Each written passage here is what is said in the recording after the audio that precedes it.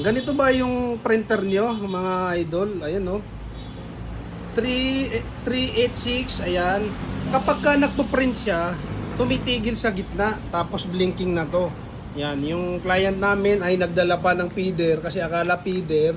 Kasi siyempre nahihirapan mag-feed, ayaw mag-feed, feeder na agad yung ano natin, yung nasa isip natin. Kaya ngayon, papakita natin sa inyo yung nangyayari sa kanya pag nagpa-print. Ayan, saksak natin USB. Ayan.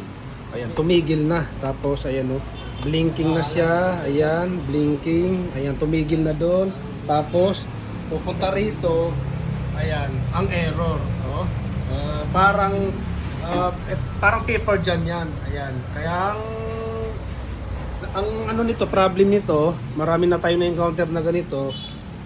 Printer head yung papalitan dito. Ayan, hindi siya feeder. Ayan, printer head to mga idol. Kaya yun, itatawag natin sa customer para malaman niya.